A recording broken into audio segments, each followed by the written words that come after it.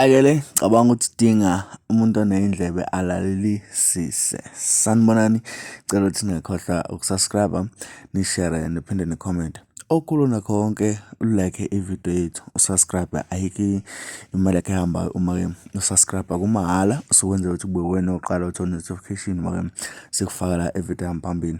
Topic yethu yanamuhla about ukusquirta, ukuthi yini ukusquirta, kwenziwa yini ukuthi umuntu asquirte. Ngokwe-experience noma ngokolwazi esilitholile, ukusquirta ukukhipha uketshezi olufana nomchamo kodwa olunganuki njengomchamo. Uma-ke nenza ubumbano lwenu, nenza uthando la nilwenza khona. Semasicwaninga sathola ukuthi ukusquirta akuyona lento abantu abayitshela ukuthi kuyiyona. Is about ukuconnecta nomuntu wakho, nizwane, nazane ukuthi kahle kahle yena uzizwa kukanjani uma-ke kukuphi. Kuqala kuphi bese kuya kuphi. Awuvele nje uthi wena ulalela amaphoyinti ala ku-YouTube noma ulalela amaphoyinti abantu abaxoxayo bese ucabanga ukuthi uzozwisisa wona. Yes, ungawa-aplya for ukuthi uzwe kuyena ukuthi uzizwa kanjani ngaleyo nto, but naye uyalidinga iside lakhe since nithandana ukuthi ngempela ukuze wena sithanda sami usquirte kufanele ngikuthintephi, ngoba phela engikholelwa ukuthi bathi yona position yokugcina emnandi kwi-sex lana, bathi yona ndawo yokugcina ngempela ayikho enye emnandi ukudlula leya. So ngo-experience noma ngokolwazi engiqale ngalithola, then ngase ngithola isibindi ngabuza ukuthi kahle kahle le nto le yenziwa yini. Abantu bathi kufanele uthi ngiyaxolisa ngandlela ukuthi ngibona nongaziyo, ngiyaxolisa for the conversation, yabo. So nawe ngidlulisa ulwazi, yabo, ulwazi.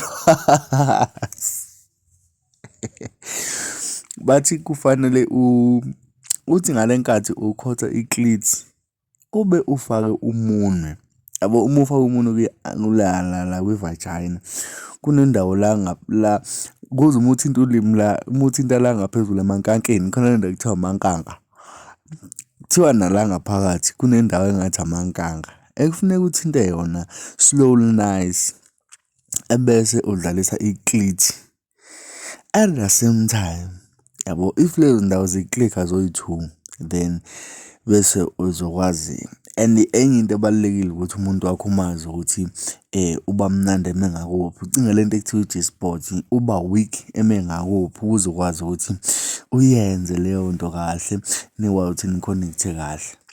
Kumele ube nesiqiniseko sokuthi uyenza nomuntu okuthandayo, enithandanayo naye, omfilayo naye okufilayo. Ungamenzeli ifavor naye ungakwenzeli ifavor, ngoba lento ayithinki iqala connect spirit, ku-connecte nina face to face, then ebese niconnecta emotionally ngama-feelings-ke, lento ekuthiwa ukufila, yeah.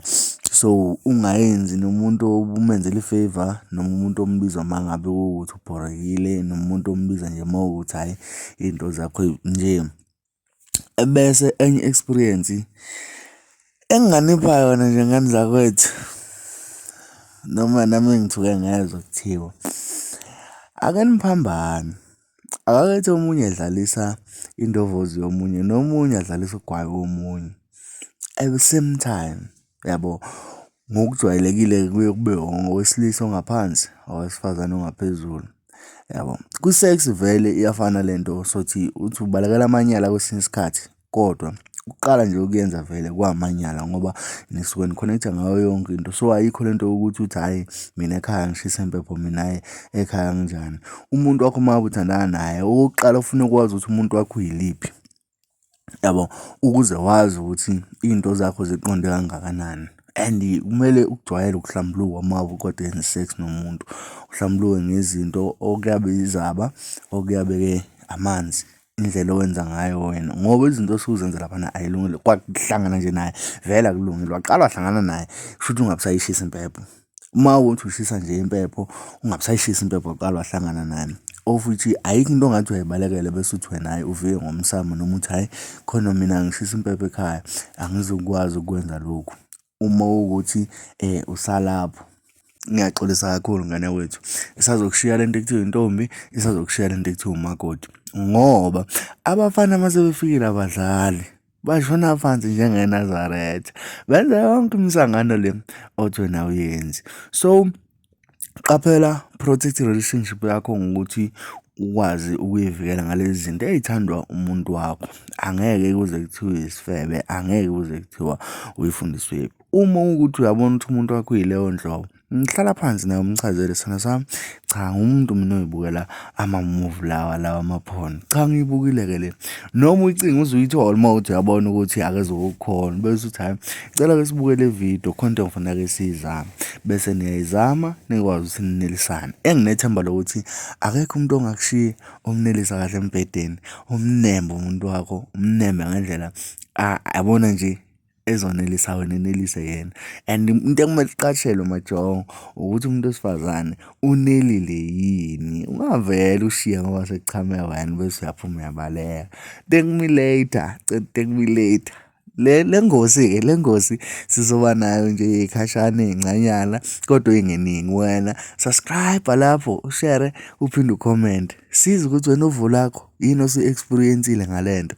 Ebese laphana uyalike ividiyo yethu ukuze izokwazi ukuthi ibonwe nabanye, sizwe imibono yabanye ngane zakwethu. Le ngosi siyayintshontsha, izoba khona, ungasali, dankoke.